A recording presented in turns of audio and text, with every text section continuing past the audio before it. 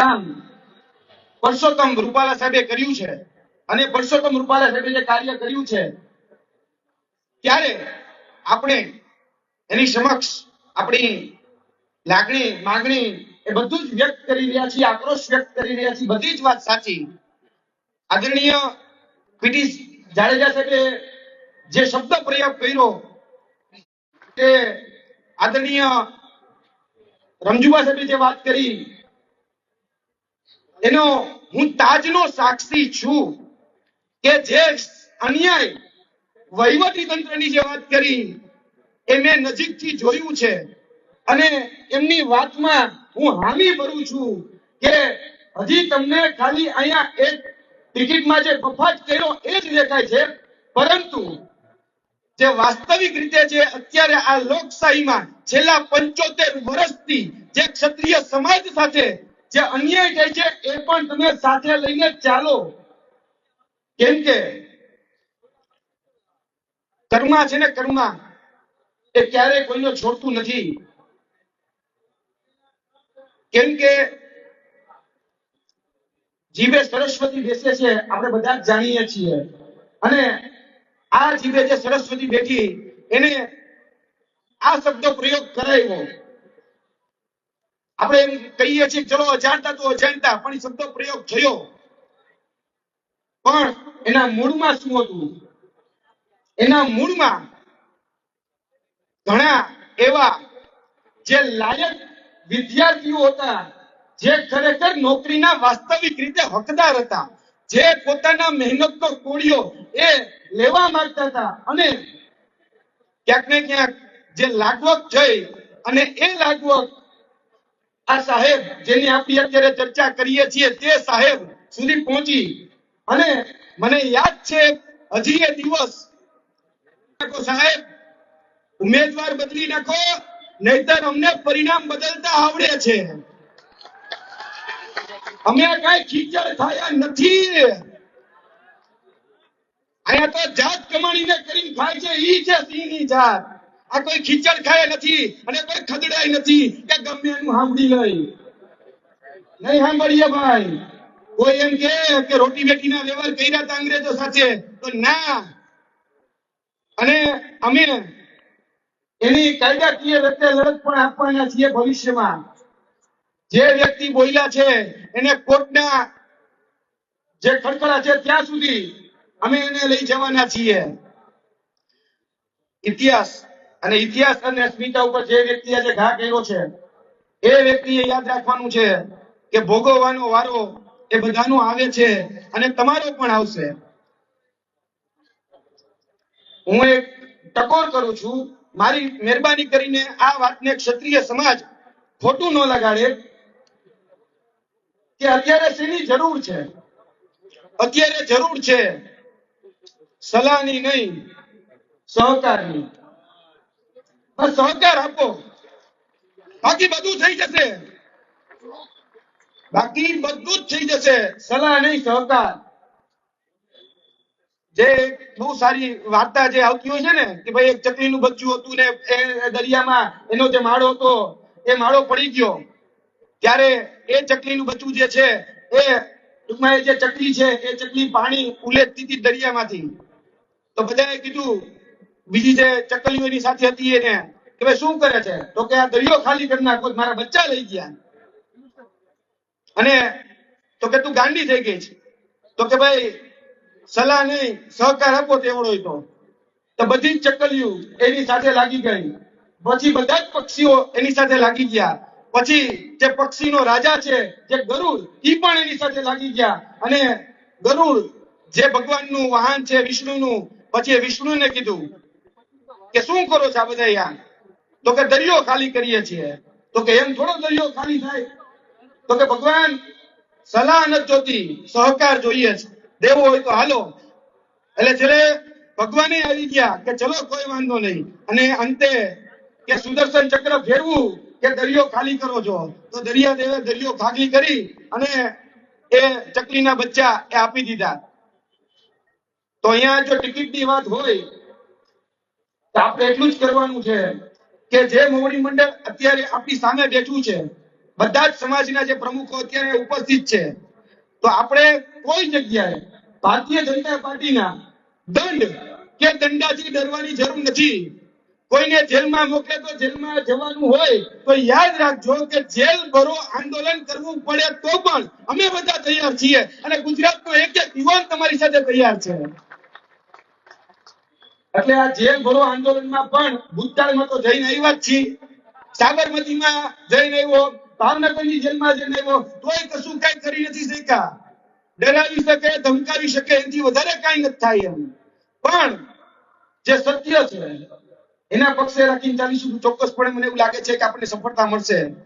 હવે બહુ બધું અહીંયાથી બોલાઈ ગયું છે, પણ હવે એટલું માનું છું કે એટલું આપણે સમજવું જોઈએ કે હવે બોલવાનું નહીં, હવે કઈક કરી દેખાડવાનો સમય છે. કેમ કે જે વ્યક્તિ આપણા કુળ અને જે વ્યક્તિ આપણા મૂળ ઉપર ઘા કર્યો હોય તો પછી એના ગોબા ઉપાડી જ લેવાના હોય. આટલી ચર્ચાઓ ન હોય, એમાં ભેગા ભેગા ન થવાનું હોય અને ઉપાડી જ લેવાય. પછી જેની જે પ્રસાદીમાં સમજે એ પ્રસાદીમાં ને જવાબ અપાય. અને લોકશાહી છે ને, તમે બધા જ માનો છો કે લોકશાહી છે, કોઈ વાંધો નહીં. યાદ રાખજો, જો લોકશાહી હોય ને તો લોકશાહીની ઢબે અમને એનો જવાબ દેતા આવડે છે. જે વ્યક્તિ જે ભાષામાં સમજે એને જો વોટની ભાષામાં સમજવું હોય તો પછી એ ગુજરાતની ખાલી એક રાજકોટની સીટ નહીં, પૂરા ગુજરાતની 8 સીટ ઉપર 8 સીટ ઉપર પરિણામ ભોગવવા માટે તૈયાર રહે. એટલે એ રીતે જવાબ દેતા આવડે ભાઈ. તો એટલું કહેવાનું કે ઓલું પિક્ચર તો અત્યારે આવ્યું પુષ્પા, અને અત્યારે ઈ કે છે કે જે છૂટેગા નહીં. તો આપણા તો વડવાઓ હતા, આ મહારાણા પ્રતાપ એને વર્ષો પહેલા એવું કીધું હતું કે ભાઈ ચેતક ચૂકે નહીં અને રાણા ચૂકે નહીં. जब तक तोड़ेंगे नहीं तब तक छोड़ेंगे नहीं. એટલે કે जब तक ટિકિટ वापस लेंगे नहीं तब तक छोड़ेंगे नहीं. જ્યાં સુધી ટિકિટ પાછી નહીં લે ત્યાં સુધી ભોગવવા માટે તૈયાર રહે. બાકી હવે મામલો મેદાને છે અને પીટી જાડેજા સાહેબે જે વાત કરી છે કે હું પણ આજ ઝાલાવાડનો ભાણું પાછું અને ઝાલાવાડનો હોકારો પડકારો ઢીલો ન હોય. એટલે આગળના દિવસોમાં પરિણામ ભોગવવા માટે તમામ લોકો તૈયાર રહે. જે લોકોને એવો મનમાં ફાકો હોય કે બધું અમે ઘીના ઠામમાં ઘી પાડી દેવું, તો ભાઈ તમે હજી ખાંડ ખાવ છો, બાકી કેટલી વીરો થાય એ અમને નહીં શીખવાડવું પડે. કારણ કે અત્યારે તો લોક સત્તા છે, જયારે રાજ સત્તા હતી ત્યારે તો અમારા જ વડવાઓ રાજ કરતા હતા અને નેતાગીરીના ગુણ તો લોહીમાં છે. એટલે અહીંયા શીખવાડવું નહીં પડે કે કેમ રાજ કરાય, કેમ જીતાય, એ કોઈને કેવું નહીં પડે. કારણ કે તમારો હિસાબ જ બાપુની ડેલી થયો છે. લોહી પીધું નથી, લોહી પીધું છે બાપુની ડેલીએ. અરે ઘણું નોંધવા જેવું કીધું છે બાપુની ડેલીએ. તમારા ભાઈમાં ક્યાંની કોઈ હતી? અરે હાથ પગમાં નામ ચડ્યું છે બાપુની ડેલીએ. અને દાતારી કોને કહેવાય? દાતારી કહેવાય કોને? આવો અમારા કૃષ્ણકુમારસિંહજી પાસે કે 1815 હતા અને ઉદાહરણ પોતે જાજત પૂરું પાડ્યું કે આમ દેવાય. આવો ગોંડલ સ્ટેટ ભગતસિંહજી પાસે, આવો મોરબી રાજજી ઠાકોર પાસે, આવો સયાજીરાવ ગાયકવાડ પાસે, એને બધા ઉદાહરણ પૂરા પાડ્યા છે.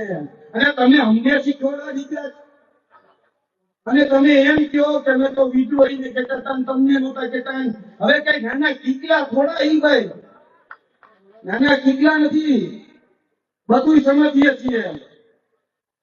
જે ક્ષત્રાણીઓ ઉપર જે અહીંયા બેઠા છે મારા માતા બહેનો, એ માતા બહેનો ઉપર જેને જેલમાં મોકલવાનો પ્રયાસ કર્યો છે, જેની અટક કરવાનો પ્રયાસ કર્યો છે, એને યાદ રાખજો કે એની પોતાની છઠ્ઠીનું ધાવણ યાદ કરી દેવાના છીએ.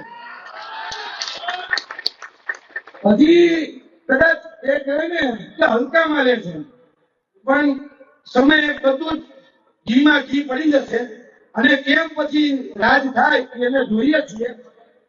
ભારતીય જનતા પાર્ટીને પણ એથી ચોખ્ખો મેસેજ આપીએ છીએ કે અમારે ફક્ત વાંધો છે કોઈ જ્ઞાતિ, કોઈ જાતિ, કોઈ ધર્મ, કોઈ પાર્ટી સાથે નહીં. અમારે ફક્ત વાંધો છે રૂપાલાને. પરસોત્તમ રૂપાલાની ટિકિટ એ તમે પરત કરો, નહીં તો આ ગુજરાતમાં જ નહીં, કારણ કે મારે હમણાં જ ભાટી સાહેબ સાથે વાત થઈ. રાજસ્થાનની અંદર અત્યારે ભેગા પડે છે. મારે ગ્વાલિયરમાં જે મારા સગાવાલા રહે છે ત્યાં વાત થઈ. એમપી હોય કે યુપી હોય એ બધી જ જગ્યાએ આ વાતના પડઘા પડ્યા છે. એટલે પછી ખાલી ગુજરાતમાં જ નહીં, રાજસ્થાનમાં પરિણામ ભોગવવા તૈયાર રહેજો, મધ્યપ્રદેશમાં પરિણામ ભોગવવા તૈયાર રહેજો અને ઉત્તર પ્રદેશમાં પણ પરિણામ ભોગવવા માટે તૈયાર રહેજો. કારણ કે કોઈ ખીચડ ખાયા નથી અને કોઈ ખરડા નથી. જવાબને તમારા જવાબને એટલો જવાબ પછાડી દેતા અમને આવડે છે, અમને શીખવાડવું નહીં પડે એમ કીધું એમ. અને અમરેલીએ ખૂબ સારું નેતૃત્વ કર્યું છે, ઘણા સારા નેતાઓને આપ્યા છે, ઘણી કમીનવંતી ભૂમિ છે જેને આપણા ગુજરાતના મુખ્યમંત્રી હોય જિલ્લા નેતાથી લઈ અને ઘણા સારા એવા નેતાઓ આપ્યા છે. કમીનવંતી ભૂમિમાં રાજ્ય સ્ટેટ છે, ઘણા કાઢી નેતાઓ છે, ઘણા આપણો ક્ષત્રિય સમાજ એવો મોટો છે, પણ ખબર નહીં કે આ પુરુષોત્તમભાઈ ને અમરેલી વાળા નો હાચવા એટલે આપણે રાજકોટમાં વેચ્યા એવો હાચવીને ખાડો જ્યાં નો હાચવા એટલે તો અહીંયા અને ભાઈ ભારતીય જનતા પાર્ટીને કે તમને નેતા ન મળતા હોય તમને અમે ગોતી આપીએ. અને અમરેલીમાંથી જોતે અમરેલીમાંથી અમારો કાઠી રજપૂત બહુ મોટો સમાજ છે તમતારે, અમે ત્યાંથી ગોતી આપીશું તમતા સારો નેતા.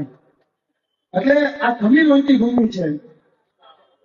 ઘણી બધી જગ્યાએ વિદ્યાર્થી છાત્રીઓ છે, ઘણી જગ્યાએ પીડી જાડેજા હોય, રમજુબા સાહેબ હોય, પદ્મિની બા હોય, માતુશ્રી છે, બહેનોશ્રી છે, બધા જ લોકો એ ટીવી ડિબેટની અંદર એ આપણા ક્ષત્રિય સમાજની વાત, ક્ષત્રિય સમાજની અસ્મિતા જેને લાંછન રાખ્યું છે, જ્યાં ખોટું થઈ રહ્યું છે ત્યાં પોતાના દમથી એ પોતાનો આખો ક્ષત્રિય સમાજનો અવાજ બની અને આ તમામ લોકો આપણું પ્રતિનિધિત્વ કરે છે. ત્યારે અમે આ જે જવાબદારી નિભાવી છે અને આ જવાબદારી પણ ઈમાનદારી પૂર્વક નિભાવીશું. કેમ કે હું તો છું વિદ્યાર્થી નેતામાં પણ મને એવું લાગ્યું કે ના ભાઈ આ સ્ટેટમેન્ટ મારા સમાજને વાંચન લાગે એવું છે. અને જો અમારા સમાજને કોઈ હલકો કહી જાય, કોઈ નિમ્ન કક્ષાના સ્તરના શબ્દો કહી જાય તો યાદ રાખજો આ એક ક્ષત્રિય સમાજ છે કે જે પાળિયા થઈ પણ જાય અને જે પાળિયા કરી પણ નાખે. આ એ સમાજ છે કે જે ગોબા પાડી પણ લે અને ગોબા ઉપાડી પણ લે. આ એ સમાજ છે જે લડીને પણ દેખાડી શકેલો સક્ષમ છે.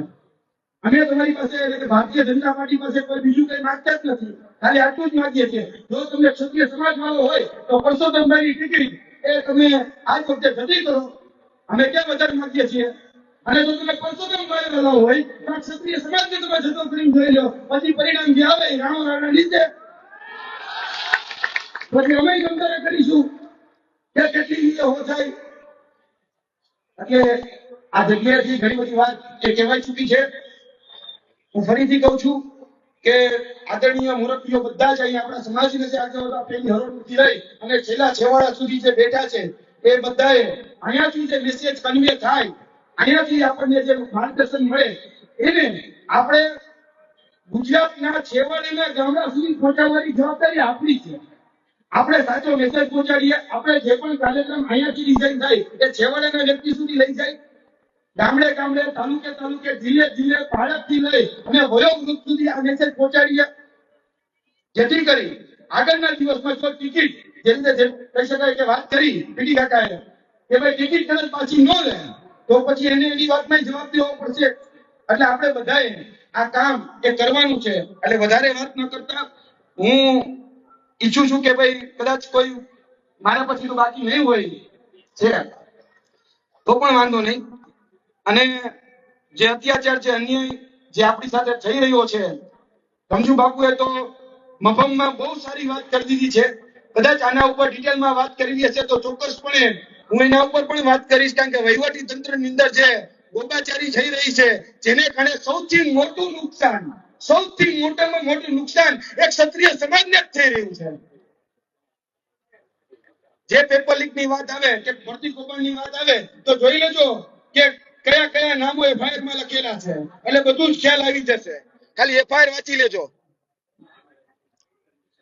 વધારે વાત ન કરતા હું મારી વાણીને વિરમું છું. અને યાદ રાખજો, સ્વાભિમાનના ભોગે ક્યારેય સમાધાન નહીં થાય.